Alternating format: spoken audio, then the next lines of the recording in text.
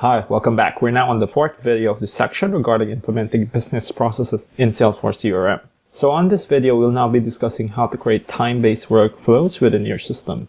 Sometimes there are certain workflow actions that we want to activate after a certain amount of time has passed.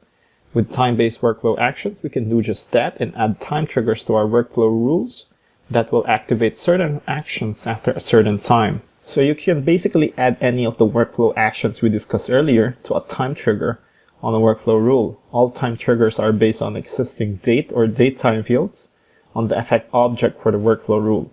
So for our example, we'll be creating a time-based trigger for our existing workflow rule, one major opportunity. We will be adding a time trigger that will run after 15 days from the close date. This time trigger will trigger the creation of a new task for international sales to follow up on the major opportunity. So to start off, we'll be adding a time-based trigger to our workflow rule first. So just go to Setup menu, go to Create under the Build subsection, expand on Workflow and Approvals, and drill down to Workflow Rules. So first, let's select our existing opportunity workflow, the one we created earlier, which is one major opportunity.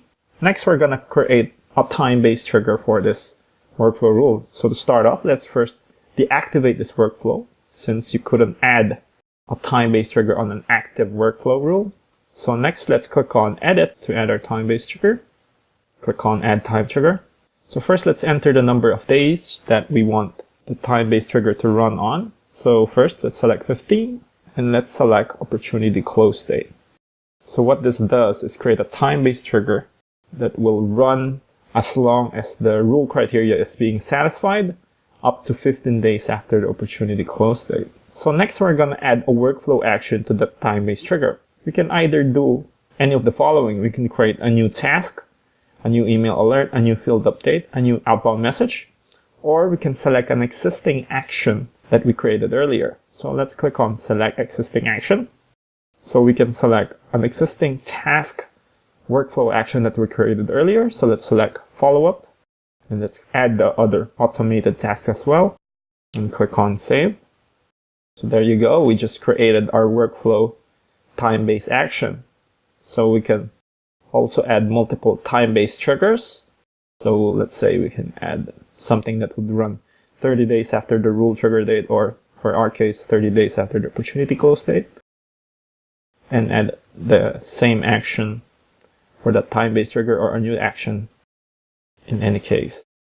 So let's just click on Done to finalize our changes. So after adding our time-based triggers and creating our workflow actions, we can start activating this workflow. Let's click on Activate. So after creating our time-based workflows and activating them and letting them run loose on our system, it is always best to keep track and maintain visibility of any running or not running time-based workflow actions.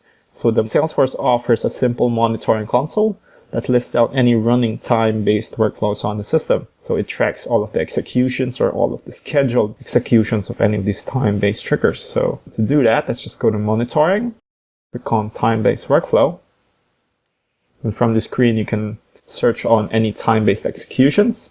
So first off, let's select the field for the execution record. So you can either choose the workflow rule that triggered the time-based trigger, the object which it acts on, the scheduled date, the created date, the user ID, meaning what the user that triggered the time-based action, as well as the record name. So let's just select workflow rule name, select contains, and let's select major. Then let's add another filter. For example, object equals and opportunity. And click on Search to see the results of our search. There you have it. So from this screen, you can see all of the running executions and all the scheduled executions of the time-based trigger we created earlier. So aside from viewing or monitoring these executions, we can also clear the queue by selecting a checkbox and clicking on Delete. So this means that any scheduled executions will be removed off queue and will not execute. So this is quite a nifty tool if you want to clear out certain false executions of, let's say, an email alert or a time-based field update that will happen that was caused by a false data upload or something. So we can click on Delete. So there you have it. So time-based workflows is another nifty tool in any administrator's tool set. Basically allows admins to create actions that run based on a time component, and this is pretty common within most businesses and organizations. So within this video, we were able to perform the following. So first, we were able to create a time trigger and add it to our workflow rule. Next, we were able to add a workflow action to a time trigger. And lastly, we were able to monitor any existing time-based workflow execution. So on the next video, we're going to discuss all about approval processes within Salesforce.com.